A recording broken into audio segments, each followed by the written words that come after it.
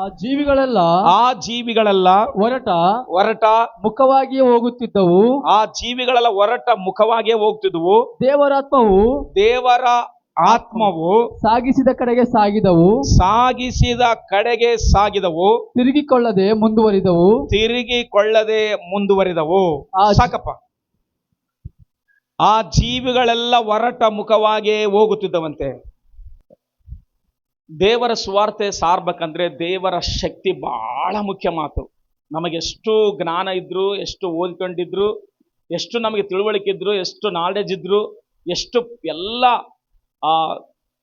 ದೇಶದ ಕುರಿತಾಗಿ, ಪ್ರಕೃತಿ ಕುರಿತಾಗಿ, ಎಲ್ಲದ್ರ ಕುರಿತಾಗಿ ಗೊತ್ತಿದ್ರು, ಆದರೆ ಸುವಾರ್ತೆ ಹೇಳ್ಬೇಕಂತಂದ್ರೆ ದೇವರ ಶಕ್ತಿ ಬಹಳ ಮುಖ್ಯ ಮಾತು. ಬೈಬಲ್ನಲ್ಲಿ ದೇವರ ಶಕ್ತಿ ಹೊಂದಿಕೊಂಡು ಸುವಾರ್ತೆ ಹೇಳ್ಯಾರ ಮಾತು.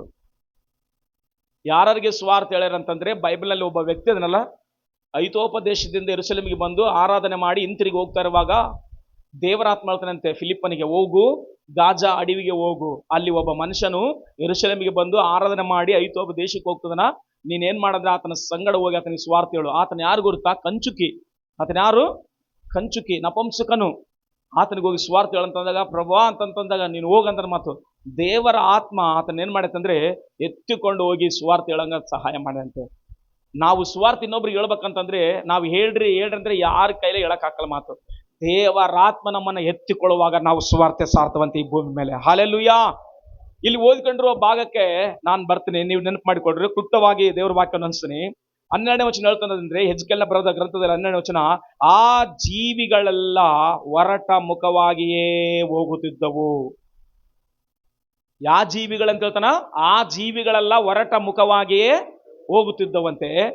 ಮತ್ತು ಆತನ ಏನ್ ಹೇಳ್ತಾನ? ದೇವರ ಆತ್ಮವು ಸಾಗಿಸಿದ ಕಡೆಗೆ ಸಾಗಿದವು. ಆ ಜೀವಿಗಳೆಲ್ಲ ಹೊರಟ ಮುಖವಾಗಿಯೇ ಹೋಗ್ತಾ ಇದಾವ. ದೇವರಾತ್ಮನು ಸಾಗಿಸಿದ ಕಡೆಗೆ ಸಾಕ್ತಾರ ಮಾತು. ಅಂದ್ರೆ ದೇವರ ಆತ್ಮನು ಜೀವಿಗಳಲ್ಲಿ ಇರುವಾಗ ಆ ಕಡೆ ಈ ಕಡೆ ತಿರುಗಿ ನೋಡ್ಲಾರ್ದೆ ನೇರವಾಗಿ ಹೋಗ್ತದವಂತೆ. ಇಲ್ಲಿ 4 ಜೀವಿಗಳಿದಾವ. ಮನುಷ್ಯನ ಮುಖ, ಹೋರಿ ಮುಖ, ಗರುಡ ಮುಖ, ಮತ್ತೆ ಇನ್ನೊಂದು ಯಾವ ಮುಖ ಐತಿ ಹೇಳ್ರಿ? ಸಿಂಹದ ಮುಖ. ಈ 4 ಜೀವಿಗಳು ದೇವರನ್ನ ಆರಾಧಿಸ್ತದ ಮಾತು. ಆದ್ರೆ ಇಲ್ಲಿ ಒಂದು ರಥ ಹೋಗ್ತಾ ಇದೆ ಅಂತೆ. ಆ ರಥದಲ್ಲಿ ಒಳಗಡೆ ಜೀವಿಗಳಿದಾವಂತೆ. ಅಂದ್ರೆ ಈ ರಥ ಏನು? ಜೀವ ಇರುವ ರಥ ಅಂತೆ. ಹಲ್ಲೆಲೂಯಾ. ನಮಗೆ ಬೈಬಲ್ ರಥ ನೋಡಿದ್ರೆ ನೆನಪು ಮಾಡಿದ್ರೆ, ಎಲಿಯನನ್ನು ಪರಲೋಕಕ್ಕೆ ಕರ್ಕೊಂಡು ಹೋಗ್ಲಿಕ್ಕಾಗಿ ಕಟ್ಟಿಗೆ ಬಂಡಿ ಬಂದಿಲ್ರಿ, ಕಬ್ಬಿಣದ್ದು ಬಂದಿಲ್ಲ, ಬೆಳ್ಳಿ ಬಂಗಾರದ್ದು ಬಂದಿಲ್ಲ. ಏನ್ ಬಂದತ್ ಹೇಳ್ರಿ? ರಥ. ಎಲಿಯನನ್ನು ಭೂಮಿ ಮೇಲಿಂದ ಮೇಲೆ ಕರ್ಕೊಂಡು ಹೋಗೈತಲ್ಲ, ಏನ್ ರಥ ಬಂದತ್ತ ಅಂತ ತಿಳಿದು? ಯಾವ ರಥ ಬಂದತ್ತೆ?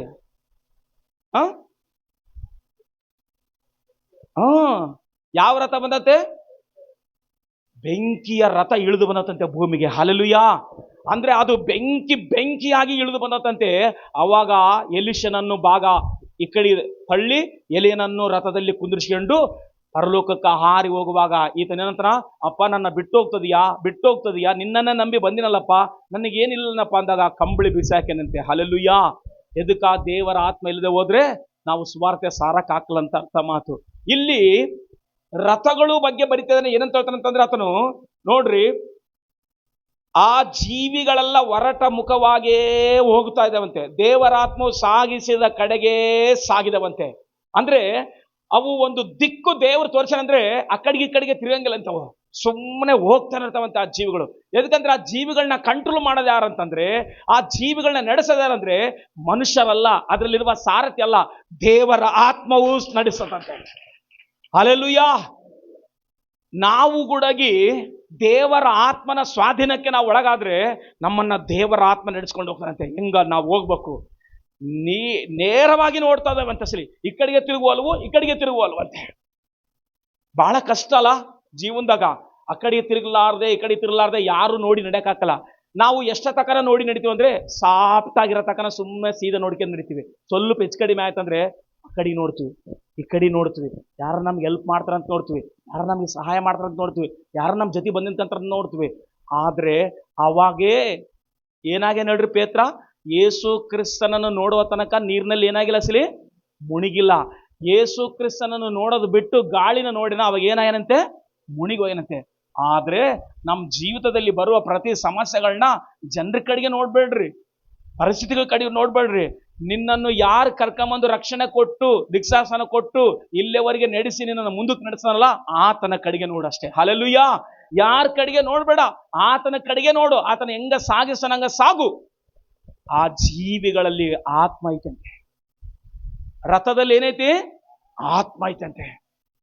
ಪ್ರಿಯ ದೇವ್ರ ಮಕ್ಕಳೇ, ನಾವು ಆತ್ಮ ಇಲ್ಲದೆ ಹೋದ್ರೆ ಪರಿಶುದ್ಧವಾಗಿ ಬದುಕಕ್ಕಾಗಲ್ಲ, ಇನ್ನೊಬ್ಬರಿಗೆ ಹೆಲ್ಪ್ ಆಗಿರಕ್ಕಾಗಲ್ಲ, ಇನ್ನೊಬ್ಬರಿಗೆ ಸಹಾಯ ಮಾಡಕ್ಕಾಗಲ್ಲ. ಲೋಕಕ್ಕೆ ವಿರುದ್ಧವಾಗಿ ನಿಂತ್ಕೊಂಡು ನಮ್ಮ ದೇವರೇ ಪರಿಶುದ್ಧ ಅಂತ ಹೇಳಕ್ಕಾಗಲ್ಲ ಯಾರಿಗೆ. ಹಲ್ಲೆಲೂಯಾ. ಹೌದಲ್ವಾ? ಜನರೆಲ್ಲರೂ ಏನ್ ಮಾಡ್ತಾರ? ನೀವು ಇದನ್ನ ಮಾಡ್ರಿ, ಹಿಂಗ್ ಮಾಡ್ರಿ, ಹಂಗ್ ಮಾಡ್ರಿ ಅಂತ ಹೇಳುವಾಗ ನಾನು ಅದನ್ನ ಮಾಡಕ್ಲ ಅಂತ ಹೇಳಕ ನನಗೇನ್ ಬೇಕು ಗುರ್ತಾ? ನನ್ನ ಬಲ ಅಲ್ಲ, ಜನರ ಬಲ ಅಲ್ಲ, ದೇವರ ಆತ್ಮ ಬೇಕಂತೆ. ಏನ್ ಬೇಕಮ್ಮ? ದೇವರ ಆತ್ಮ ಬೇಕು. ಅದಕ್ಕೋಸ್ಕರ ಇಬ್ರಿಯ ಬರೆದ ಪತ್ರಿಕೆಯಲ್ಲಿ ಒಂದು ಮಾತು ಬರಿತೇನೆ, 12ನೇ ವಚನದಲ್ಲಿ ಏನ್ ಹೇಳ್ತಾನಂದ್ರೆ, ಇಬ್ರಿಯ ಬರೆದ ಪತ್ರಿಕೆ 12ನೇ ವಚನ, ನಂಬಿಕೆಯನ್ನು ಹುಟ್ಟಿಸುವವನು ಪೂರೈಸುವವನು ಆಗಿರುವ ಯೇಸುವಿನ ಮೇಲೆ ದೃಷ್ಟಿ ಇಟ್ಟೇ ನಮಗೆ ನೇಮಕವಾದ ಓಟವನ್ನು ಹೆಂಗ್ ಓಡ್ಬೇಕಂತೆ? ಸ್ಥಿರ ಚಿತ್ತದಿಂದ ಓಡೋಣ. ಸಾಕು. ಹಲ್ಲೆಲೂಯಾ. ನಾವು ಒಂದು ಓಟದಲ್ಲಿದ್ದೇವೆ. ಯಾವ ಓಟದಲ್ಲಿದ್ದೇವೆ? ಕ್ರಿಸ್ತನೆನ್ನುವಂತ ಓಟದಲ್ಲಿದ್ದೇವೆ. ನಮಗೆ ಜಯಮಾಲೆ ಕೊಡೋದ್ಯಾರು? ನಮಗೆ ಬಹುಮಾನ ಕೊಡೋದ್ಯಾರು? ನಮ್ಮನ್ನು ಸನ್ಮಾನ ಮಾಡೋದ್ಯಾರು? ಮನುಷ್ಯರಲ್ರಿ. ಯಾರು ಹೇಳ್ರಿ ಇವಾಗ?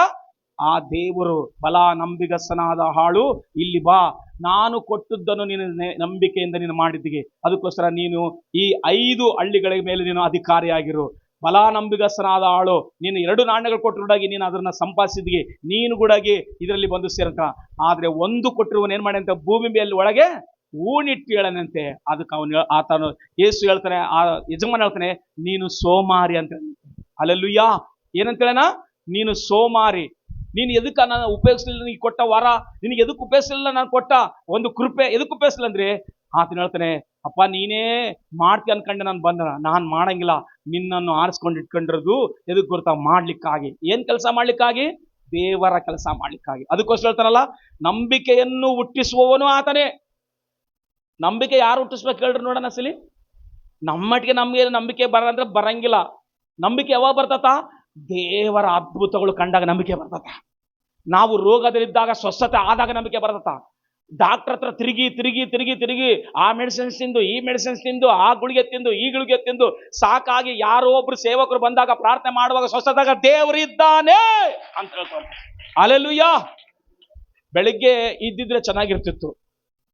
ಬಹಳ ಅದ್ಭುತವಾಗಿ ಹೇಳಿಲ್ಲ ಅಮ್ಮ, ಜೀವಿತದಲ್ಲಿ ಆಗಿರುವ ಸಾಕ್ಷಿ ಹೇಳಿಲ್ಲ ಅಮ್ಮ. ಆಯಮ್ಮ ಹಾಡು, ಅವ್ರ ಹಾಡು ಆಡ್ತಾ ಇದ್ರೆ ಬಹಳ ಸುಂದರವಾಗಿ ಆಡ್ತಾರಂತೆ. ಈ ಅಮ್ಗ ಹಾಡು ಆಡಕ್ ಬರೋಲ್ದಂತೆ ಪಾಸ್ಟರ್ ಅಮ್ಗ. ಅದಕ್ಕೋಸ್ಕರ ಅವ್ರ ಹಿಂದೆ ಹೋಗಿ ಕೂತ್ಕೊಂಡು, ಒಬ್ಬ ಎಷ್ಟು ಸೂಪರ್ ಆಡ್ತದ್ರ, ಎಷ್ಟು ಸುಂದರವಾಗಿ ಆಡ್ತದ್ರ, ಎಷ್ಟು ಸುಂದರವಾಗಿದ್ದಾರೆ ಇವರು ಅಂತ ನೋಡ್ತಾರಂತೆ. ಆದ್ರೆ ಈ ಅಮ್ಮ ಹೋಗೋದು ಬರೋದು ಯಾವತ್ತೂ ಬಾಯಿ ತೆರೆದು ಆಡಿಲ್ಲ. ಆದ್ರೆ ಒಂದ್ ದಿವಸ ಹೋಗಿ ಈ ಅಮ್ಮ ಹಾಡ್ಲಿಕ್ಕೆ ಸ್ಟಾರ್ಟ್ ಮಾಡಿದ್ರೆ ಸುಂದರವಾಗಿ ಇದರಲ್ಲ, ಅವ್ರಿಗೆ ದೆವ್ವದ ಆತ್ಮ ಒಳಗಡೆ ಐತಂತೆ. 14 ವರ್ಷದಿಂದಿರುವ ಆತ್ಮ ಅವಾಗ ಹೊರಗಡೆ ಬಂದು ಹೇಳ್ತದಂತೆ, ನಾವು ಹೈದ್ರಾಬಾದ್ಗೆ ಹೋಗಿವಿ, ಅಲ್ಲಿ ನಮ್ಮನ್ನ ಯಾರು ಬಿಡಿಸ್ಲಿಲ್ಲ. ನಾವು ಬೆಂಗಳೂರಿಗೆ ಹೋಗಿವಿ, ಅಲ್ಲಿ ನಮ್ಮನ್ನು ಬಿಡಿಸ್ಲಿಲ್ಲ. ನೀನ್ ಯಾರಮ್ಮ ಏಸಪ್ಪನ ಕರ್ಕೊಂಬಂದಿ ಅಂತ ಹೇಳ್ತಾಳಂತೆ. ಹಲ್ಲೆಲೂಯಾ. ನಾವು ಅನ್ಕಂತೀವಿ, ಅದ್ಭುತವಾಗಿ ಹಾಡಿದ್ರೆ, ಅದ್ಭುತವಾಗಿ ಆರಾಧನೆ ಮಾಡಿದ್ರೆ, ಅದ್ಭುತವಾಗಿ ಪ್ರಸಂಗ ಮಾಡಿದ್ರೆ ಸೂಪರ್ ದೇವರ ಆತ್ಮ. ಇಲ್ಲ, ನಿನ್ನಲ್ಲಿ ದೇವರ ಆತ್ಮ ಇದೆ ಅಂದ್ರೆ ಎದುರಿಗಿರುವ ದೆವ್ವ ನಿನ್ನನ್ನು ಕಂಡಿಡಿತಂತೆ. ಹಲ್ಲೆಲೂಯಾ. ನಿಜವಾಗ್ಲೂ ನಿನ್ನಲ್ಲಿ ದೇವರ ಆತ್ಮ ಇದೆ ಅಂತ ಹೇಳ್ತಂತೆ. ಅವಾಗ ಮನಕಂಡ್ಲಂತೆ, ನೀವು ಇಷ್ಟು ಸುಂದರವಾಗಿ ಆಡ್ತಾ ಇದ್ರಿ, ಇಷ್ಟು ಸುಂದರವಾಗಿ ಕೂಡ ಇದ್ರಿ, ನಾನು ಏನ್ ಅನ್ಕೊಂಡೆ ನಿಮ್ ಬಗ್ಗೆ ನೋಡಿದ್ರೆ, ಅವ್ರು ಅವಾಗ ಆ ದೆವ್ವ ಹೊರಗಡೆ ಬಂದಾಗ ಅಂಚುಗಳು ಕಿತ್ತದರಂತೆ. ಅದು ಅಂಚಿನ ಮನೆಂತೆ. ಅಂಚುಗಳು ಕಿತ್ತಿ ನಾವು ಹೋಗ್ತೀವಿ ಅಂತದರಂತೆ. ಪ್ರಿಯ ದೇವರ ಮಕ್ಕಳೇ, ನಮ್ಮೊಳಗೆ ದೇವರ ಆತ್ಮ ಇಲ್ಲದೆ ಹೋದ್ರೆ ನಾವೇನು ಮಾಡಕ್ಕಾಗಲ್ಲ. ನಂಬಿಕೆಯನ್ನು ಹುಟ್ಟಿಸುವವನು ಆತನೇ, ಅದನ್ನ ಪೂರೈಸುವನು ಆತನೇ. ಆತನ ಮೇಲೆ ನಾವೇನಿಡ್ಬೇಕಂತೆ? ದೃಷ್ಟಿ ಇಟ್ಟು ನಮಗೆ ಏನು ಓಟ ಕೊಟ್ಟಿದ್ದಾನೋ ಆ ಓಟವನ್ನು ಹೆಂಗ್ ಓಡ್ಬೇಕಂತೆ? ಸ್ಥಿರ ಚಿತ್ತದಿಂದ ನಾವು ಓಡ್ಬೇಕಂತೆ. ನಮ್ಮೊಳಗೆ ಒಂದು ಸ್ಥಿರ ಐತ್ ಅನ್ಕೊಳ್ರಿ. ನಮ್ಮ ಗುರಿಯೇನು? ಪರಲೋಕ. ನಮ್ಮ ಮನಸ್ಸೇನು? ಪರಲೋಕ. ಇಲ್ಲಿ ಆಗುವ ಪ್ರತಿ ಸಮಸ್ಯೆಗಳು, ಪ್ರತಿ ಪ್ರಾಬ್ಲಮ್ಗಳು ಆ ಕಡೆ ನೋಡಬಾರ್ದು. ನಮ್ಮ ಗುರಿ ಪರಲೋಕ. ನಾವು ಅಲ್ಲಿಗೆ ಓಡ್ತಾ ಇದ್ದೀವಿ. ಅದಕ್ಕೋಸ್ಕರ ಇಲ್ಲಿ ಆಗುವ ಪ್ರತಿ ಸಮಸ್ಯೆನ ನಾವು ನೋಡಬಾರ್ದು. ಕೆಲವು ಸಾರಿ ಕುಟುಂಬನ ಬಿಡ್ಬೇಕಾಗ್ತತ, ಕೆಲವು ಸಾರಿ ಮಕ್ಕಳನ್ನ ಬಿಟ್ಬಿಡ್ಬೇಕಾಗ್ತತ, ಕೆಲವು ಸಾರಿ ಉದ್ಯೋಗನ ಕೂಡ ಬಿಡ್ಬೇಕಾಗ್ತತ, ಕೆಲವು ಸಾರಿ ನಮ್ಮ ಎಲ್ಲ ಕಂಫರ್ಟಬಲ್ ಇರುವಂತ ಲೈಫ್ನ ಬಿಡ್ಬೇಕಾಗ್ತತ. ಎದಕ್ಕಂದ್ರೆ ನಮ್ಮ ಮೇಲೆ ಒಂದು ಭಾರ ಐತಿ. ಆ ಭಾರವನ್ನು ಹೊತ್ತುಕೊಂಡು ನಾವು ಮುಂದೆ ಓಡ್ತಾ ಇರ್ಬೇಕು. ಯಾವನಾದ್ರೂ ನನ್ನ ನೊಗವನ್ನು ಹೊತ್ಕೊಂಡಿದ್ರೆ ಹಿಂದಕ್ಕೆ ತಿರುಗಿ ನೋಡಿದ್ರೆ ದೇವರ ರಾಜ್ಯಕ್ಕೆ ಏನಲ್ಲ ಅಂತ ಹೇಳ ಬಾಧ್ಯ ಅಂತ. ಬೈಬಲ್ನಲ್ಲಿ ಒಂದು ವಿಚಿತ್ರವಾದ ಘಟನೆ ನಡೆದ ಮಾತು. 1ನೇ ಸಮುವೇಲ 6ನೇ ಅಧ್ಯಾಯ 7, 8, 9, 10, 14 ವಚನ. ಅವು ಹೆಂಗ ಹೋಗ್ಯವ ಸ್ಥಿರಚಿತ್ತದಿಂದ. ಆಶ್ಚರ್ಯ ಮಾತು ಅವು ನೆನೆಸ್ಕೊಂಡ್ರೆ. 1ನೇ ಸಮುವೇಲ 6ನೇ ಅಧ್ಯಾಯ 7ನೇ ವಚನದಿಂದ ಹೋದ್ರಪ್ಪ. ಈಗ ನೀವು ಒಂದು ಹೊಸ ಬಂಡಿಯನ್ನು ಮಾಡಿಸಿ ಅದಕ್ಕೆ ಹಾಲು ಕರೆಯುವ ಮತ್ತು ಎಂದು ನೊಗಹೋರದ 2 ಹಸುಗಳನ್ನು, ವಾಕ್ಯನ ಓದುವಾಗ ಗಮನ ಬಿಟ್ಟು ಕೇಳಿಸ್ಕೊಡ್ರೆ ಸ್ವಲ್ಪ ನಿಧಾನಕ್ಕೆ ಓದಪ್ಪ. ನೊಗಹೋರದ 2 ಹಸುಗಳನ್ನು ಹೂಡಿ ಆ ಬಂಡಿಯ ಮೇಲೆ ಯೆಹೋವನ ಮಂಜೂಷವನ್ನು ನೀವು ಪ್ರಾಯಶ್ಚಿತ್ತಾರ್ಥವಾಗಿ ಕೊಡುವ ಬಂಗಾರದ ವಸ್ತುಗಳುಳ್ಳ ಚಿಕ್ಕ ಪೆಟ್ಟಿಗೆಯನ್ನು ಇಟ್ಟು ಕಳಿಸಿಬಿಡಿರಿ. ಆ ಹಸುಗಳ ಕರುಗಳನ್ನು ಮನೆಗೆ ತೆಗೆದುಕೊಂಡು ಹೋಗಿರಿ. ಅದು ತಾನಾಗಿ ಸ್ವದೇಶದ ದಾರಿ ಹಿಡಿದು ಬೆತ್ಷೆಮೆಷಿನ ಕಡೆಗೆ ಹೋದರೆ ಈ ದೊಡ್ಡ ಕೇಡನ್ನು ಬರಮಾಡಿದವನು ಯೆಹೋವನೇ ಎಂದು ಆ ಮಾರ್ಗ ಹಿಡಿಯದಿದ್ದರೆ ಆತನ ಹಸ್ತವು ನಮ್ಮನ್ನು ಮುಟ್ಟಲಿಲ್ಲ. ಅದು ನಮ್ಮ ಅದೃಷ್ಟವೇ ಎಂದು ತಿಳಿದುಕೊಳ್ಳಿರಿ ಅಂದನು. ಅದೇ ಪ್ರಕಾರ ಫಿಲಿಷ್ಟಿಯರು, ಇಲ್ಲಿ ಕೇಳಿಸ್ಕೊಡ್ರಿ, ಓದಪ್ಪ. ಹಾಲು ಕರೆಯುವ 2 ಹಸುಗಳನ್ನು ತೆಗೆದುಕೊಂಡು ಬಂಡಿಗೆ ಹೂಡಿ ಅವುಗಳ ಕರುಗಳನ್ನು ಮನೆಯಲ್ಲಿ ಕಟ್ಟಿ ಹಾಕಿ ಯೆಹೋವನ ಮಂಜೂಷವನ್ನು ಚಿನ್ನದ ಇಲಿಗಳು ಗಡ್ಡೆಗಳು ಉಳ್ಳ ಚಿಕ್ಕ ಪೆಟ್ಟಿಗೆಯನ್ನು ಬಂಡಿಯ ಮೇಲೆ ಇಟ್ಟರು. ಕೂಡಲೇ ಆ ಹಸುಗಳು ಬೆತ್ಷೆಮೆಷಿನ ರಾಜಮಾರ್ಗವನ್ನಾಗಿ ಹಿಡಿದು ಕೂಗುತ್ತಾ ನೆಟ್ಟಗೆ ಮುಂದೆ ನಡೆದವು, ಎಡಬಲಕ್ಕೆ ತಿರುಗಲಿಲ್ಲ. ಫಿಲಿಷ್ಟಿಯ ಪ್ರಭುಗಳು ಬೆತ್ಷೆಮೆಷಿನ ಎಲ್ಲೆವರೆಗೂ ಅವುಗಳ ಹಿಂದೆ ಹೋದ್ರು. ಬೆತ್ಷೆಮೆಷಿನವರು ಅಲ್ಲಿನ ತಗ್ಗಿನಲ್ಲಿ ಗೋಧಿಯ ಬೆಳೆಯನ್ನು ಕೊಯ್ತಿದ್ರು. ಅವರು ಕಣ್ಣೆತ್ತಿ ಯೆಹೋವನ ಮಂಜೂಷವನ್ನು ನೋಡಿ ಬಹು ಸಂತೋಷಪಟ್ಟರು. ಬಂಡಿಯು ಬೆತ್ಷೆಮೆಷಿನವನಾದ ಯೆಹೋಶುವನ ಹೊಲದಲ್ಲಿ ದೊಡ್ಡ ಕಲ್ಲಿನ ಬಳಿಯಲ್ಲಿ ಬಂದು ನಿಲ್ಲಲು ಅವರು ಹೋಗಿ ಬಂಡಿಯ ಕಟ್ಟಿಗೆಗಳನ್ನು ಒಡೆದು, ಕೇಳಿಸ್ಕೊಳ್ರಿ, ಬಂಡಿಯ ಕಟ್ಟಿಗೆಗಳನ್ನು ಒಡೆದು ಅಗ್ನಿ ಮಾಡಿ ಆ ಹಸುಗಳನ್ನು ಯೆಹೋವನಿಗೋಸ್ಕರ ಆಹುತಿ ಕೊಟ್ಟರು. ಸಾಕು. ಇಲ್ಲಿ ಏನು ವಿಚಿತ್ರವಾಗಿ ಘಟನೆ ನಡೆದತ್ತಂದ್ರೆ, ಸಿಲೋವ ಅನ್ನುವ ಪ್ರಾಂತದಲ್ಲಿ ಏಲಿ ಅನ್ನುವಂತ ಮಕ್ಕಳು ಸಂಗಡ ಅಲ್ಲಿ ಸಮುವೇಲನ ಕೂಡ ಇದನ್ನ ಅಂತ ಪರಿಸ್ಥಿತಿಯಲ್ಲಿ ಮಂಜೂಷ ಅಲ್ಲೈತಿ. ಫಿಲಿಷ್ಟಿಯರಿಗೆ ಇಸ್ರಾಯೇಲರಿಗೆ ಯುದ್ಧ ಬಿದ್ದಾಗ ಆ ಮಂಜೂಷವನ್ನು ಯುದ್ಧದ ರಣರಂಗಕ್ಕೆ ತಾಂದೋದಾಗ ಇಸ್ರಾಯೇಲ್ ಅನ್ಕಂತಾರ ಮಂಜೂಷ ಐತಿ, ಜಯ ಬರ್ತದ ಅನ್ಕೊಂಡ್ರ ಮಾತು. ಮಂಜೂಷ ಐತಿ ಕರೆಕ್ಟು. ಮಂಜೂಷ ತಕ್ಕ ಹಾಗೆ ನಾವಿದ್ರೆ ಜಯ ಬರ್ತತ. ಮಂಜೂಷ ಇದ್ರೆ ಜಯ ಬರಂಗಿಲ್ಲ. ಮಂಜೂಷ ತಕ್ಕ ಹಾಗೆ ನಾವು ನಡ್ಕೊಳ್ಬೇಕು. ಅಲ್ಲೆಲ್ಲೂ ಹೇಳ್ರಿ ಅರ್ಥ ಆದ್ರು ನಿಮಗೆ ಅರ್ಥ ಆಗ್ತದೆ ಅನ್ಕೊಂಡಿನಿ. ಯೇಸುವಿನ ನಂಬಿಕೊಂಡಿವಿ. ಯೇಸುವಿನ ನಂಬಿಕೊಂಡು ಯೇಸುವಿನ ವಾಕ್ಯದ ಪ್ರಕಾರ ನಡೆಯುವಾಗ ಜಯ ಬರ್ತತ. ಯೇಸು ಕ್ರಿಸ್ತನ್ ನಂಬಿಕೊಂಡು ನಮ್ಮ ಇಷ್ಟಾನುಸಾರವಾಗಿ ಜೀವನ ಮಾಡುವ ಜಯ ಬರಕಲ್ಲ. ನೀನು 100 ಲಗಟ ಹೊಡೆದು ಪ್ರಾರ್ಥನೆ ಮಾಡು, ಜಯ ಬರಕಲ್ಲ. ಪಾಪ ಬಿಟ್ಟು ಪ್ರಾರ್ಥನೆ ಮಾಡತಕ್ಕಂಥ ಜಯ ಬರಕಲ್ಲ. ಒಂದು ವೇಳೆ ನೀನು ಯೇಸು ಕ್ರಿಸ್ತನನ್ನು ಕಂಡುಕೊಳ್ಳಾರದ ಸಮಯದಲ್ಲಿ ಎಷ್ಟು ಪಾಪ ಮಾಡಿ ಅದು ಡೋಂಟ್ ಕೇರ್. ದೇವರಿಗೆ ನೀನ್ ದೇವರ ನಂಬಿಕೆಂಡ ಮೇಲೆ ನೀನು ಸರಿಯಾಗಿ ನಡ್ಕೊಳ್ಬೇಕು. ಎದಕ್ಕಂದ್ರೆ ಪ್ರತಿ ವಾರ ವಾಕ್ಯ ಬೋಧಿಸ್ತದಾರ ನಿನಗೆ ದೇವರ ಸೇವಕರು. ಅದಕ್ಕೋಸ್ಕರವೇ ನೀನ್ ಸರಿಯಾಗಿರುವಾಗ ನಿನಗೆ ಜಯ ಕೊಡ್ತಾನೆ, ದೇವರು ಸಹಾಯ ಮಾಡ್ತಾನ. ಇಸ್ರಾಯೇಲರು ಏನ್ ಮಾಡ್ರ, ಮಂಜೂಷ ತಂದು ಅವರ ಯುದ್ಧದ ಪಾಳ್ಯದಲ್ಲಿ ಅದನ್ನ ಅವರು ಇಟ್ಕೊಂಡ್ರ ಮಾತು, ಜಯ ಬರ್ತದ ಅನ್ಕೊಂಡ್ರ. ಫಿಲಿಷ್ಟಿಯರು ಹೇಳ್ತದ್ರ, ಏನ್ ತಂದಾರ ಅವರು, ಮಂಜೂಷ ತಂದಾರ. ಮಂಜೂಷದ ಮುಂದೆ ಯಾರು ನಿಂತ್ಕೊಳಕ್ ಹಾಕಲ್ಲ. ಎದಕ್ಕಂದ್ರೆ ಮಂಜೂಷವನ್ನು ಓದ್ಕೊಂಡು ಬರುವಾಗ ಯೋರ್ದನ್ ನದಿ 2 ಭಾಗ ಆಯ್ತು. ಮಂಜೂಷದ ಮುಂದೆ ಯಾರು ನಿಂತ್ಕೊಳಕಲ್ಲ ಅಂತೇಳಿ ಅವರು ಭಯ ಪಟ್ಟಾರ. ಅವರು ಎದೆ ನಡುಗ್ತಾ ಇದಾರ. ಆದ್ರೆ ಇಸ್ರಾಯೇಲ್ ಅನ್ಕೊಂಡ್ರ ಜಯ ಬರ್ತ ಅನ್ಕೊಂಡ. ಆದ್ರೆ ಅಲ್ಲಿ ಏನಾಯ್ತಂದ್ರೆ ಆ ಜಯವೆಲ್ಲ ಫಿಲಿಷ್ಟಿಯರಿಗೆ ಹೋಗೈತಿ. ಅಲ್ಲಿ ಫೀನೆಹಾಸನು ಒಪ್ನಿ ಇಬ್ರು ತಿರ್ಕೊಂಡು ಹೋಗ್ಯಾರ. ಆ ಸುದ್ದಿ ಕೇಳಿ ಮನೆಯಲ್ಲಿ ಮರಣ ನಡೆದತಿ. ಈ ಫಿಲಿಷ್ಟಿಯರು ಮಂಜೂಷವನ್ನು ಹೊತ್ಕೊಂಡು ಹೋಗಿ ದಾಗನ್ ಗುಡಿಯಲ್ಲಿ ಬಚ್ಚಿಟ್ಟರ ಮಾತು. ಬೆಳಿಗ್ಗೆ ಎದ್ದು ನೋಡ್ತಾರ, ದಾಗನ್ ಗುಡಿ ದೇವರು ಬಾರ್ಲ ಬಿದ್ದತಿ. ಮತ್ತೆ ಎತ್ತಿ ನಿಲ್ಲಿಸ್ಯಾರ. ಮತ್ತೆ ತಿರುಗಿ ನೋಡಿದ್ರೆ ಕೈ ಕಾಲೆಲ್ಲ ಕಟ್ಟಾಗಿ, ತಲೆ ಕಟ್ಟಾಗಿ ಬಾಕ್ಲ ಮೇಲೆ ಐತಿ. ಮುಂಡ ಮಾತ್ರ ಎಲ್ಲೈತಿ ಅದ್ರ ಮುಂದೆ ಅಡ್ಡ ಬಿದ್ದತ್ತಂತೆ. ಅವಾಗ ಅನ್ಕೊಂಡ್ರು ಈ ಮಂಜುಷ ನಮ್ಮ ಹತ್ರ ಇಟ್ಕೋಬಾರ್ದು, ಇದು ಸಾಮಾನ್ಯವಾದ ಮಂಜುಷ ಅಲ್ಲ, ಇದು ಪರತ್ಪರನ ದೇವರ ಮಂಜುಷ, ಇದರಲ್ಲಿ ದೇವರು ಇರ್ತಾನೆ ಅಂತ ಹೇಳ್ತಾ ಇದ್ರು ಅಂತ ಹೇಳಿ ಅವ್ರು ಆಲೋಚನೆ ಮಾಡ್ತಾರೆ. 7 ತಿಂಗಳು ಫಿಲಿಷ್ಟಿಯರ ದೇಶದಲ್ಲಿ ಮಂಜುಷ ಐತಿ. ಅಲ್ಲಿ ಅನೇಕರಿಗೆ ರೋಗಗಳು ಸ್ಟಾರ್ಟ್ ಆಗ್ಬಿಟ್ಟು, ಗಡ್ಡೆಗಳು ಎದ್ಬಿಟ್ಟು, ಅದಕ್ಕೋಸ್ಕರ ಹೆಂಗನ ಮಾಡಿ ಇದು ಯಾರ್ದಪ್ಪ ಅವ್ರಿಗೆ ಕಳಿಸ್ಬೇಕಂತೇಳಿ ಬಹಳ ಪ್ರಯತ್ನ ಮಾಡಿದ್ರು. ಇನ್ನೊಂದೂರಿಗೆ ಕಳಿಸ್ರು, ಇನ್ನೊಂದೂರಿಗೆ ಕಳಿಸ್ರು, ಇನ್ನೊಂದೂರಿಗೆ ಕಳಿಸ್ರು. ಯಾರು ಸಹ ನಮ್ಮೂರಿಗೆ ಮಾಡಿದ್ದು, ನಮ್ಮೂರಿಗೆ ಬೇಡ, ನಮ್ಮೂರಿಗೆ. ಎದಕ್ಕಂದ್ರೆ ಅದು ಎಲ್ಲಿ ಇರ್ತತೋ ಅಲ್ಲಿ ಆತನ ಪ್ರಜೆಗಳಿರ್ಬೇಕು, ಆ ಪ್ರಜೆಗಳು ಆತನ ವಾಕ್ಯದ ಪ್ರಕಾರ ನಡ್ಕೊಳ್ಬೇಕು. ಅವಾಗ ಮಾತ್ರ ಸೇಫ್ ಇರ್ತಾರ. ಮಾತು ಏನನ್ನ ಹೆಚ್ಚು ಕಡಿಮೆ ಮಾಡಿದ್ರ ಒಂದು ವೇಳೆ ಮಂಜುಷ ಮುಟ್ಟಿದ್ರು ಸಾಯ್ತಾರ, ಮಂಜುಷನ ತೆರೆದು ನೋಡಿದ್ರು ಸಾಯ್ತಾರ. ಎದಕ್ಕಂದ್ರೆ ಮಂಜುಷದಲ್ಲಿ ದೇವರ ಆತ್ಮ ಇದ್ದು ಮಾತಾಡ್ತಾ ಇದ್ದ ಆಗಿನ ಕಾಲದಲ್ಲಿ. ಹಲ್ಲೆಲೂಯಾ. ಅದಕ್ಕೋಸ್ಕರವೇ ಈ ಮಂಜುಷನ ಹೆಂಗನ್ನ ಮಾಡಿ ನಾವು ಬೆತೇಸಿ ಅಲ್ಲಿ ಇಸ್ರಾಯೇಲರ ಅದರ ಅಲ್ಲಿ ಕಳಿಸ್ಬೇಕಂತೇಳಿ ಇವ್ರು ಆಲೋಚನೆ ಮಾಡಿದ್ರು. ಫಿಲಿಷ್ಟಿಯರ್ನ ದೊಡ್ಡ ದೊಡ್ಡ ಜನರ ಕರೆದ್ರು, ಅವರೆಲ್ಲ ಪವಾಡ ಮಾಡುವಂತವ್ರನ್ನ ಕರೆದ್ರು. ಅಪ್ಪ ನಾವು ಹೆಂಗನ್ನ ಮಾಡಿ ಈ ಮಂಜುಷನ ಕಳಿಸ್ಬೇಕು, ಎಲ್ಲರಿಗೆ ರೋಗಗಳು ಬಂದ್ಬಿಟ್ಟಾವ, ಗಡ್ಡೆಗಳು ರೋಗ ಬಂದ್ಬಿಟ್ಟ, ರಾಜನಿಗಿದ್ದು ಸಾಮಾನ್ಯ ಪ್ರಜೆಗಳಿಗೆ ಎಲ್ಲರಿಗೆ ಬಂದ ರೋಗ. ಏನ್ ಮಾಡೋದಂದ್ರೆ ನೀವು ಮಂಜುಷನ ಕಳಿಸ್ಬೇಕಂದ್ರೆ ಪ್ರಾಯ ಚಿತ್ತದಿಂದ ಕಳಿಸ್ಬೇಕು. ಮಂಜುಷನ ಸುಮ್ನೆ ಕಳಿಸ್ರೆ ಆಗಂಗಿಲ್ಲ ಅಂತ ಏನ್ ಮಾಡ್ಬೇಕು ಕಳಪ್ಪ ಅಂದ್ರೆ ಹೊಸ ಬಂಡಿ ಮಾಡ್ರಿ ಅಂತ. ಏನಂತ ಹೇಳ್ದ? ಹೊಸ ಬಂಡಿ ಮಾಡ್ರಿ, ಹೊಸ ಬಂಡಿನ ತಯಾರು ಮಾಡ್ರಿ. ಎತ್ತಿನ ಬಂಡಿ ನೋಡಿವಲ್ಲ, ಇವಾಗ ಸಾಮಾನ್ಯವಾಗಿ ನಾನು ಅನ್ಕೊಂಡು ಮಟ್ಟಿಗೆ ಅಸಲಿ ಎತ್ತಿನ ಬಂಡಿ ಅಂದ್ರೆ ಕಟ್ಟಿಗೆ ಬಂಡಿ ಇಲ್ಲ, ಏನಾಗ್ಬಿಟ್ಟವ ಆಲ್ಮೋಸ್ಟ್ ಟೈರ್ ಬಂಡಿ ಆಗಿಬಿಟ್ಟವ ಅಲ್ಲ, ಕಟ್ಟಿಗೆ ಬಂಡಿ ಇಲ್ಲ. ಆದ್ರೆ ಆಗಿನ ಕಾಲದಲ್ಲಿ ಮಂಜುಷನ ತಗೊಂಡೋಗಿ ಏನ್ ಮಾಡಿದ್ರೆ ಹೊಸ ಕಟ್ಟಿಗೆ ಬಂಡಿ ತಯಾರು ಮಾಡ್ರಿ. ಯಾರು ಗೊತ್ತಾ? ಫಿಲಿಷ್ಟಿಯರು. ಹೊಸ ಕಟ್ಟಿಗೆ ಬಂಡಿ ತಯಾರು ಮಾಡಿ 5 ಗಡ್ಡೆಗಳು ಬಂಗಾರದ್ದು ಮಾಡಿ, 5 ಇಲಿಗಳು ಬಂಗಾರದ್ದು ಮಾಡಿ, ಒಂದು ಸಣ್ಣ ಪೆಟ್ಟಿಗೆಯಲ್ಲಿ ಔಟ್ಲ ಬಂಗಾರನ ತುಂಬಿ ಮಂಜುಷನ ಗೂಡೆಗೆ ಆ ಕಟ್ಟಿಗೆ ಬಂಡಿ ಮೇಲೆ ಇಟ್ರು. ಇಡುವಾಗ ಇವಾಗ ಈ ಹುಟ್ಲಕ್ಕ ಏನ್ ಕಟ್ಟಿ ಎಳ್ಕೊಂಡು ಹೋಗ್ಬೇಕು ಆ ಬೆತೇಸ್ ಮಾರ್ಗಕ್ಕಂದ್ರೆ ಈ ಹುಟ್ಲಕ್ಕ ಎತ್ತುಗಳು ಕಟ್ಟಬೇಡ್ರಿ. ಅಸಲು ಸಾಮಾನ್ಯವಾಗಿ ನೊಗ ಹೊತ್ಕೊಂಡು ಹೋಗೋದು, ಬಂಡಿ ಎಳೆದಾಗ್ಲಿ, ಮಡಿಕೆ ಎಳೆದಾಗ್ಲಿ, ಕುಂಟೆ ಹೊಡೆದಾಗ್ಲಿ ಯಾವ ಅಸಲಿ ಆಕಳನ ಎತ್ತುಗಳನ್ನ, ಹೌದಲ್ವಾ? ಇಲ್ಲಿ ಏನ್ ನಡೆದತ್ತಂತಂದ್ರೆ ಅಸಲಿ ಎತ್ತುಗಳನ್ನ ಕಟ್ಟ್ರ ಅಂತ ಹೇಳ್ತಾ ಇಲ್ಲ ಅವರು. ಏನ್ ಕಟ್ಟ್ರ ಅಂತ ಹೇಳ್ತಾನ? ಹಸುಗಳನ್ನ ಕಟ್ಟ್ರಿ. ಹಸುಗಳು ಏನಾಗಿರ್ಬೇಕು ಗೊತ್ತಾ? ಹಸುಗಳು ಕರುವನ್ನು ಈದಿರ್ಬೇಕು. ಹಲೋ, ಹಸುಗಳು ಏನಾಗಿರ್ಬೇಕು? ಕರುಗಳನ್ನು ಈದಿರ್ಬೇಕು. ಪ್ರತಿದಿನ ಹಸುಗಳು ಕರುಗಳಿಗೆ ಹಾಲು ಕೊಡ್ಬೇಕು.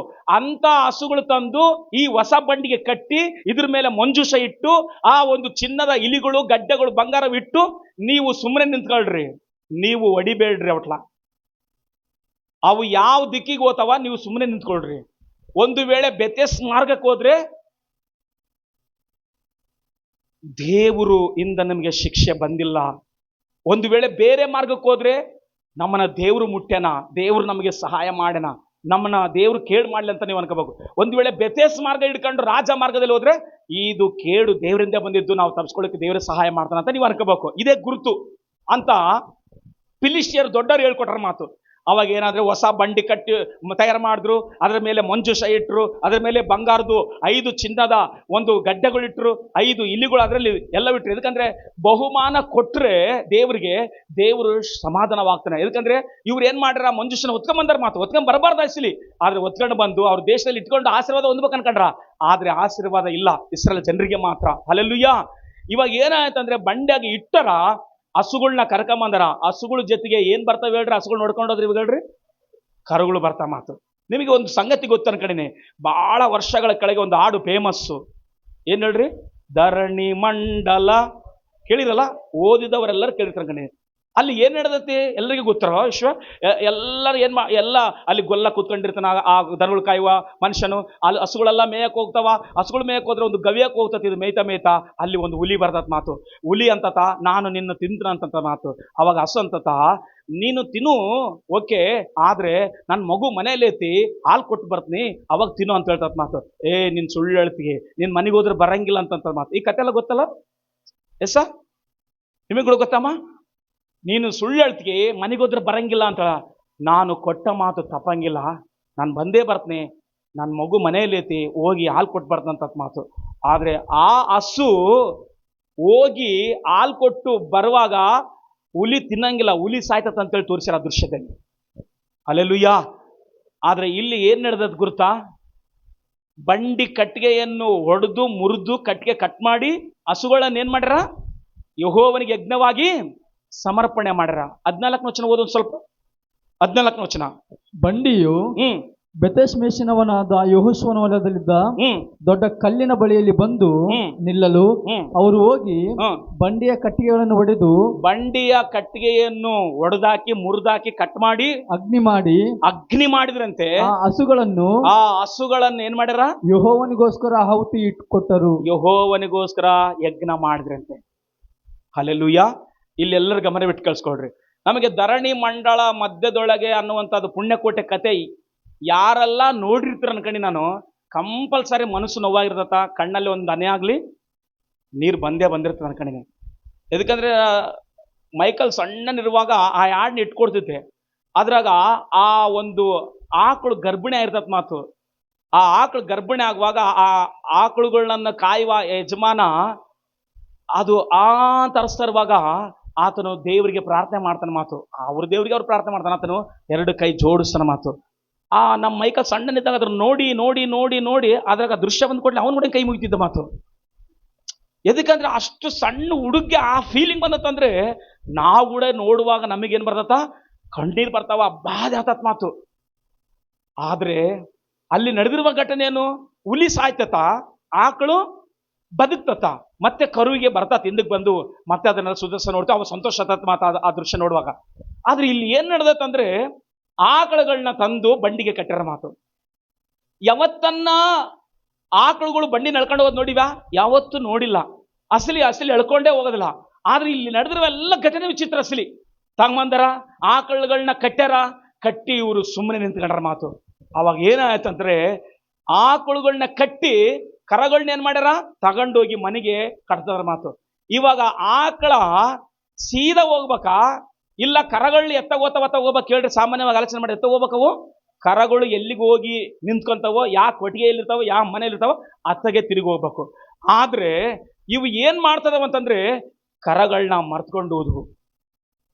ತನ್ನ ಹೊಟ್ಟೆಯಲ್ಲಿ ಈದಿರುವ ಮಕ್ಕಳನ್ನ 2 ಹಸುಗಳಂತ ಹೇಳ್ತಾರ ಮಾತು. ಆ ಹಸು ಮರ್ತ್ಕೊಂಡೋಯ್ತು, ಈ ಹಸು ಮರ್ತ್ಕೊಂಡೋಯ್ತು.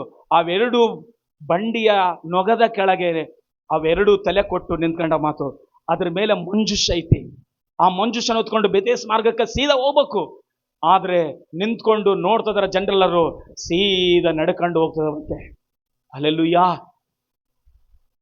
ಅಸಲಿ ಹಸು ಕರಗಳನ್ನ ಬಿಟ್ಟು ಯಾವಾಗ ಹೋಗೋದಿಲ್ಲ. ಒಂದು ವೇಳೆ ಹಸು ಕರಗಳನ್ನ ಈದಾಗ ಅವು ಹಾಲು ಕೊಡುವ ಸಮಯದಲ್ಲಿ ಔಟ್ಲ ಬೇರೆ ಊರಿಗೆ ಶಿಫ್ಟ್ ಮಾಡ್ಬೇಕಂದ್ರೆ ಆಕಳನ್ನ ಹಿಡ್ಕೊಂಬಕ್ಕಲ್ಲ. ಯಾವ್ದು ಹಿಡ್ಕಂತ ಹೇಳ್ರಿ? ಫಸ್ಟು ಕರನ್ ಹಿಡ್ಕೊಂಡ್ರೆ ಆಕಳ ಹಿಂದೆನೇ ಬಂದು ಲಾರಿ ಹತ್ತಂದ್ರೆ ಲಾರಿ ಹತ್ತತ, ಟಾಟಾ ಎಸಿ ಹತ್ತಂದ್ರೆ ಟಾಟಾ ಎಸಿ ಹತ್ತತ, ಏನ್ ಹತ್ತಂದ್ರೆ ಹತ್ತದ. ಎದಕ್ಕಂದ್ರೆ ಕರುನ ಬಿಟ್ಟು ಬದುಕಕ್ಕಲ್ಲ ಅಸಲಿ ಹಸು. ಆದ್ರೆ ಇಲ್ಲಿ ಏನ್ ನಡೀತೈತಂದ್ರೆ ಅಸಲಿ ಕರುನ ತಗೊಂಡೋಗಿ ಕರುಗಳನ್ನ ಸಣ್ಣ ಕರುಗಳು ಅಸಲಿ ತಗೊಂಡೋಗಿ ಅವರು ಮನೆಯಲ್ಲಿ ಕಟ್ಟಾಕ್ತದ್ರ ಅವ್ರ ಎದುರಿಗೆ. ಆದ್ರೆ ಹಸುಗಳು ಮನೆ ಕಡೆಗೆ ನೋಡುವಲ್ವೋ, ತನ್ನ ಮಕ್ಕಳ ಕಡೆಗೆ ನೋಡುವಲ್ವೋ, ತನ್ನ ಭುಜದ ಮೇಲಿರುವ ದೇವರ ಮಂಜೂಷವನ್ನು ಹೊತ್ತುಕೊಂಡು ಸೀದಾ ಬೆತೇಶ ಮಾರ್ಗದಲ್ಲಿ ಹೋಗ್ತದವಂದ್ರೆ ಅವು ಹಿಂತಿರುಗಿ ಬರೋದಿಲ್ಲ. ಅಸಲಿ ಏನಾತವಲ್ಲಿ? ದೇವರಿಗೆ ಆಹುತಿ ಆತವ, ಯಜ್ಞವಾತವ. ಒಂದು ವೇಳೆ ನಾವು ಅನ್ಕಂತೀವಿ ಕೆಲಸ ಎಷ್ಟೋ ಸಾರಿ ಪ್ರಯಾಣ ಮಾಡ್ತಿರ್ತೀವಿ ಬರ್ತಿರ್ತೀವಿ. ಯಾವತ್ತನ್ನಾದ್ರೂ ಒಂದ್ ದಿವಸ ನಾವು ಅನ್ಕಂತೀವ ಇವತ್ತು ಲಾಸ್ಟ್ ಏನೋ ನನ್ನ ಪ್ರಯಾಣ ಅಂತೇಳಿ?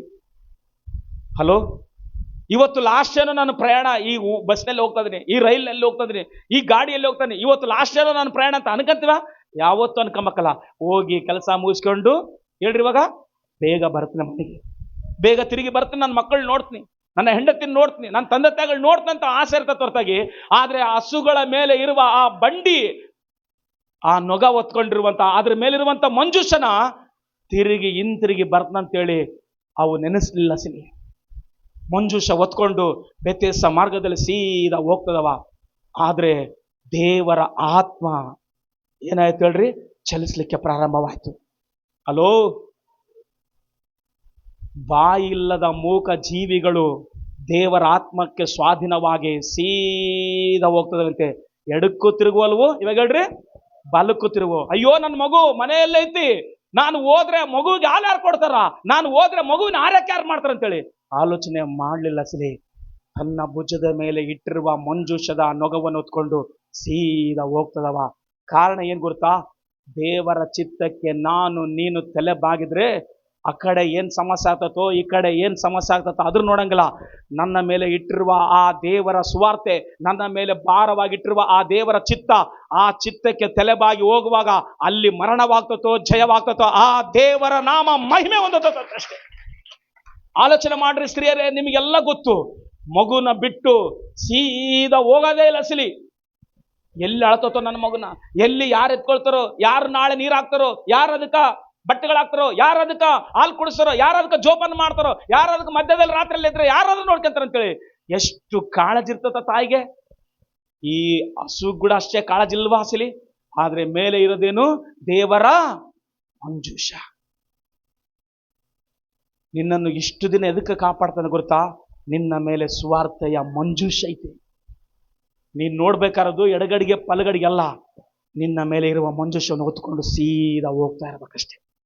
ಹಲ್ಲೆಲೂಯಾ. ಸೀದಾ ಹೋಗುವಾಗ ಆ ಮಂಜುಷ ಸೇರ್ಬೇಕಾರುವ ಸ್ಥಳ ಸೇರ್ತದ. ದೇವರ ನಾಮ ಮಹಿಮೆ ಹೊಂದದ. ಅಸಲಿ ಆ ಹಸುಗಳು ಕರುನ ಬಿಟ್ಟು ಹೋಗಲಾರದು ಪರಿಸ್ಥಿತಿ ಅಸಲಿ. ಆದ್ರೆ ಅವುಗಳನ್ನು ಒಡೆಯವರಿಲ್ಲ. ಅದರಲ್ಲಿ ಕೂತ್ಕೊಂಡು ಹಿಂಗೋಗ್ರಿ, ಈ ದಿಕ್ಕಿಗೆ ಹೋಗ್ರಿ, ಈ ದಿಕ್ಕಿಗೆ ಹೋಗ್ರಿ ಅಂತ ಹೇಳಿ ಹೇಳರಿಲ್ಲ ಅಸಲಿ. ಮಂಜೂಷ ಕಟ್ಟಿಗೆ ಬಂಡಿ ಮೇಲೆ ಇಟ್ಟುಕೊಳ್ಳೆ ಸೀದಾ ಹೆಜ್ಜೆಯಲ್ಲಿ ಹೆಜ್ಜೆ ಹಾಕ್ತಾ ಮುಂದೆ ನೋಡಿ ಹೋಗ್ತದಂತೆ. ಇಬ್ರಿಗೆ ಬರೆದ ಪತ್ರಿಕೆಯಲ್ಲಿ 2:12 ಏನಂತ? ನಿನಗೆ ನೇಮಕಾಗಿರುವ ಓಟವನ್ನು ಹೆಂಗೋಡು? ಸ್ಥಿರ ಚಿತ್ತದಿಂದ ಓಡು. ಆ ಕಡೆಗೆ ಏನಾದತೋ ನಾನು ಹೋದ್ರೆ, ಈ ಕಡೆಗೆ ಏನಾದತೋ ನಾನು ಹೋದ್ರೆ ಅನ್ಕೋಬೇಡ. ನಿನ್ನ ಮೇಲೆ ಇರುವ ಭಾರ ಏನು ಅದನ್ನ ನೋಡಿ ಓಡು. ಹಲ್ಲೆಲೂಯಾ. ಅವಾಗ ಮಾತ್ರ ದೇವರ ನಾಮ ಏನೊಂದತ? ಮಹಿಮೆ ಹೊಂದತ. ಹೌದಲ್ವಾ? ಎತ್ತುಗಳು ಓಡ್ಬೇಕು ಬಂಡಿನ, ಎತ್ತುಗಳು ಹೋಗ್ಬೇಕು ಸೀದಾ, ಎತ್ತುಗಳು ಹೋಗ್ಬೇಕು ಮನೆಗೆ ಆಗ್ಲಿ. ಕೆಲವ್ರು ಅಂತಾರೆ, ಇವ್ ಎತ್ತುಗಳನ್ನ ಇಲ್ಲಿ ಕಟ್ಟಿದ್ರೆ ಸೀದಾ ನಮ್ಮ ಮನೆಗೆ ಹೋತಾವಂತಾರ ಮಾತು. ಎತ್ತುಗಳನ್ನ ಇಲ್ಲಿ ಕಟ್ಟಿದ್ರೆ ಸೀದಾ ನಮ್ಮ ಹೊಲಕ್ಕೆ ಹೋತಾವಂತಾರ, ಎತ್ತುಗಳನ್ನ ಇಲ್ಲಿ ಬಿಟ್ರೆ ಸೀದಾ ನಮ್ಮ ಅಟೆಗೆ ಹೋತಾವಂತಾರ ಅಂತ. ಆಕಳುಗಳು ಯಾವತ್ತು ಕೂಡಾಗಿ ಬಂಡಿನ ಎಳೆಂಗಿಲ್ಲ ಅಸಲಿ. ಹೆಸರ್ನು ಅರ್ಥ ಮಾಡ್ಕೊಳ್ರಿ. ಆಕಳುಗಳು ಬಂಡಿನ ಯಾವತ್ತು ಎಳೆಂಗಿಲ್ಲ. ಒಂದು. ಎರಡನೇದೇನು ಗೊತ್ತಾ? ಅಸಲಿ ಔಟ್ಲಕ್ಕ ಕರುಗಳಿದ್ದಾವೆ ಸಣ್ಣವು. ಕರುಗಳನ್ನ ಬಿಟ್ಟು ಸಾಮಾನ್ಯವಾಗಿ ಬರಂಗಿಲ್ಲ. ಒಂದು ವೇಳೆ ಹೋದ್ರೂ ತಿರುಗಿ ಬರ್ಬೇಕವು ಎಷ್ಟತ್ತದ್ರ ಕೂಡಾಗಿ. ಆದ್ರೆ ಅಂತ ಪರಿಸ್ಥಿತಿಯಲ್ಲಿ ಕೂಡಾಗಿ ದೇವರು ಚಿತ್ತ ನೆರವೇರ್ಲಿಕ್ಕಾಗಿ ದೇವರ ಆತ್ಮ, ಇವಾಗ ಹೇಳ್ರಿ, ಆ ಒಂದು ರಥಗಳಲ್ಲಿ ಏನಿತ್ತಂದ್ರೆ ಜೀವ ಐತಿ, ಆತ್ಮ ಐತಿ. ಎಜ್ಕೇಲಲ್ಲಿ ಹೇಳ್ತಾರಲ್ಲ, ಆತ್ಮ, ದೇವರ ಆತ್ಮ ನಡೆಸಿದ ಕಡೆಗೆ ಅವು ನೋಡಿ ನಡೀತಾ ಇದಾವಂತೆ. ಆ ಕಡೆಗೆ ತಿರುಗುವಲ್ವು, ಈ ಕಡೆಗೆ ತಿರುಗುವಲ್ವು. ನಿನಗೊಂದು ಗುಡ್ ನ್ಯೂಸ್ ಹೇಳ. ನೀನ್ ದೇವ್ರ ನಂಬಿಕೊಂಡು ಮುಂದೆ ನೋಡ್ತಾ ನಡೀತಾ ಇರುವಾಗ ಅನೇಕರು ನಿನ್ನನ್ನು ಹಿಂಸೆ ಮಾಡೋರು ಇರ್ಬೋದು, ಇಲ್ಲ ನಿನ್ನನ್ನು ಹೆಗತಾಳಿ ಮಾಡೋರು ಇರ್ಬೋದು, ನಿನ್ನನ್ನು ಬೈಯೋರು ಇರ್ಬೋದು, ನಿನಗೇನು ಉದ್ಧಾರ ಆಗಿ ಅನ್ನುವಂಥವ್ರು ಇರ್ಬೋದು. ಅದಲ್ಲ ನಿನಗೆ ಗುರಿ. ನಿನ್ನ ಮೇಲೆ ಇರುವ ಭುಜದ ಮೇಲಿರುವ ಆ ಸ್ವಾರ್ಥ ಭಾರ ನೋಡಿ ನಿನ್ನ ಮುಂದೆ ನಡಿ. ಎದಕ್ಕೆ ಗೊತ್ತಾ? ನಿನ್ನ ಕುರಿತಾಗಿ ದೇವರು ಒಂದು ಉದ್ದೇಶ ಇಟ್ಕೊಂಡನ. ನನ್ನ ಮಗ, ನನ್ನ ಮಗಳು ನನ್ನ ಚಿತ್ತವನ್ನು ಒತ್ತುಕೊಂಡು ಅವರು ಭೂಮಿ ಮೇಲೆ ನಡೀತಾರೆ. ಅವ್ರನ್ನ ಅಲ್ಲೇವರೆಗೆ ನಾನು ಏನು ಮಾಡ್ತೀನಿ? ಕಾಪಾಡ್ತೀನಿ. ಅಲ್ಲೇವರೆಗೆ ಅವ್ರನ್ನ ಆಶೀರ್ವಾದಿಸ್ತೀನಿ. ಏನ್ ಸಮಸ್ಯೆ ಬರಲಿ ಅವ್ರನ್ನ ಮುಂದೆ ನಾನು ನಡೆಸ್ತಂತೇಳಿ ದೇವರು ನಿನಗೋಸ್ಕರ ಆತನು ವಿಜ್ಞಾಪನೆ ಮಾಡ್ತಾನಂತೆ. ಹಲ್ಲೆಲೂಯಾ. ಹಸುಗಳು ಕರುಗಳನ್ನ ಬಿಟ್ಟು ಹೋಗಂಗಿಲ್ಲ. ಆದ್ರೆ ಇಲ್ಲಿ ನಡೆದಿರುವ ಘಟನೆ ಏನು ಗೊತ್ತಾ? ಹಸುಗಳು ಕರುಗಳನ್ನ ಬಿಟ್ಟು ಎಲ್ಲವನ್ನು ಬಿಟ್ಟು ಅವು ಬೆತೆಸ್ಸಾ ಮಾರ್ಗದಲ್ಲಿ ಹೋಗ್ತದವಂದ್ರೆ ಹಿಂತಿರುಗಿ ಬರಂಗಿಲ್ಲ. ಏನಾದವಲ್ಲಿ? ಬಂಡಿ ಕಟ್ಟಿಗೆಯನ್ನು ಮುರಿದು ಹಾಕಿದ್ರು, ಬೆಂಕಿ ಮಾಡಿದ್ರು, ಇವುಟ್ಲ ಕಟ್ ಮಾಡಿದ್ರು, ಅವುಗಳಲ್ಲಿಟ್ಟು ಯಜ್ಞ ಮಾಡಿದ್ರು. ಅಂದ್ರೆ ಏನ್ ಗೊತ್ತಾ? ಅವು ದೇವರಿಗಾಗಿ ಸಮರ್ಪಣೆ ಆದವು. ನನ್ನ ಜೀವಿತ, ನಿನ್ನ ಜೀವಿತ ದೇವರಿಗೆ ಸಮರ್ಪಣೆ ಆದ್ರೆ ಅದಕ್ಕಿಂತ ದೊಡ್ಡ ಆಶೀರ್ವಾದ ಇನ್ನು ಯಾವುದಿಲ್ಲ ಪ್ರಪಂಚದಲ್ಲಿ. ಎದಕ್ಕೆ ಗೊತ್ತಾ? ಎಷ್ಟು ವಯಸ್ಸಾಗಿ ಏನೆಲ್ಲ ಮಾಡಿ ಆಸ್ಪತ್ರೆಗಳಿಗೆ ಅಡ್ಮಿಂಟ್ ಆಗಿ ಎಲ್ಲಿ ಇಂಜೆಕ್ಷನ್ ಹಾಕೊಂಡು, ಇಲ್ಲಿ ಇಂಜೆಕ್ಷನ್ ಹಾಕೊಂಡು, ಅದಕ್ಕೆ ಇದಕ್ಕೆ ದೇವರಿಗೋಸ್ಕರ, ರಾಜ್ಯಕ್ಕೋಸ್ಕರ ನಾವು ದೇವರ ರಾಜ್ಯದಲ್ಲಿ ಆತನ ರಾಜ್ಯ ಕಟ್ಟಲಿಕ್ಕಾಗಿ ನಾವು ಪ್ರಯಾಸ ಪಡುವಾಗ ದೇವರು ನಮ್ಮನ್ನು ಹೆಂಗ್ ಕರ್ಕೊಂಡು ಹೋಗ್ಬೇಕು ಹಂಗೆ ಕರ್ಕೊಂಡು ಹೋಗ್ತಾನೆ. ಮಾತು ಇಲ್ಲಿ ಏನು ನಡೆದ್ರೆ, ಹೊಸ ಎತ್ತಿನ ಬಂಡಿ ತಯಾರು ಮಾಡ್ಯಾರ, 2 ಆಕಳುಗಳನ್ನು ನೊಗ ಓರ್ಲಿಕ್ಕೆ ತಯಾರು ಮಾಡ್ಯಾರ. ಎತ್ತಿನ ಬಂಡಿಗೆ ಆಕಳುಗಳನ್ನು ಕಟ್ಟಿದ್ದಾರೆ. ಆದ್ರೆ 2 ಆಕಳುಗಳು ಕರುಗಳು ಇದ್ದಾವೆ ಅದಕ್ಕ. ಆದ್ರೆ ಔಟ್ಲ ದೂರ ಮಾಡಬೇಕು. ಆದ್ರೆ ಆ ಕರಗಳನ್ನ ಏನ್ ಮಾಡ್ಯಾರ? ದೂರ ಮಾಡಿ ಹಸುಗಳನ್ನ ಮುಂದೆ ಬಿಟ್ರ. ಮಾತು ಮನುಷ್ಯರ ಕೈಲ ಯಾರ ಕೈಲ ಕೂಡ ಔಟ್ಲ ಒಡೆಯಕ್ ಹಾಕಲ್ಲ ಅಸಲಿ. ಹಲ್ಲೆಲೂಯಾ. ಮನುಷ್ಯರ ಕೈಲಿ ಯಾರ ಕೈಲಿ ಕೂಡ ಔಟ್ಲ ಏನ್ ಮಾಡಕ್ ಹಾಕಲ್ಲ? ಒಡೆಯಕ್ ಹಾಕಲ್ಲ. ಇದಕ್ಕಂದ್ರೆ ಕರುಗಳನ್ನ ಬಿಟ್ಟು ಅಸಲಿ ಹೋಗಕ್ಕಲ್ಲ ಅಸಲಿ. ಅವು ಅಸಲಿ ಇತ್ತಾಗ ತಿರುಗಿ ನೋಡ್ತಾವ, ಕರುಗಳ ಕಡೆಗೆ ನೋಡ್ತಾವ. ಒಂದು ವೇಳೆ ಎಳ್ಕೊಂಡು ಹೋದ್ರೆ ಕರುಗಳ ಕಡೆಗೆ ಎಳ್ಕೊಂಡು ಹೋಗ್ಬೇಕು. ಆದ್ರೆ ಕರುಗಳ ಕಡೆಗೆ ನೋಡ್ತಾ ಇಲ್ಲ, ಸಣ್ಣ ಮರಿಗಳ ಕಡೆಗೆ ನೋಡ್ತಾ ಇಲ್ಲ. ಎಕಡೆಗೆ ನೋಡ್ತಾವ ಅಂದ್ರೆ ಅವು ಸೀದಾ ಮಂಜೂಷ ಹೊತ್ಕೊಂಡು ಆ ಯಾವ ಸ್ಥಳಕ್ಕೆ ಹೋಗ್ಬೇಕು ಆ ಸ್ಥಳವನ್ನು ನೋಡಿ ಅವು ಭುಜದ ಮೇಲೆ ಇಟ್ಕೊಂಡು ಬಂಡೆಯಲ್ಲಿ ಇಟ್ಕೊಂಡು ಅವು ಒಡೆಯುವರಿಲ್ಲ, ಅದರಲ್ಲಿ ನಡೆಸೋರಿಲ್ಲ, ಅವು ಸೀದಾ ಹೋಗ್ತದವಂದ್ರೆ ನಿನ್ನ ಮೇಲಿರುವಂತ ಆ ಸುವಾರ್ತೆ ಭಾರ, ನಿನ್ನ ಮೇಲಿರುವಂತ ದೇವರ ಚಿತ್ತ, ನೀನು ಕಡೆಗೆ ನೋಡಿ ನಡೀತಾ ಇದ್ದೀವಿ.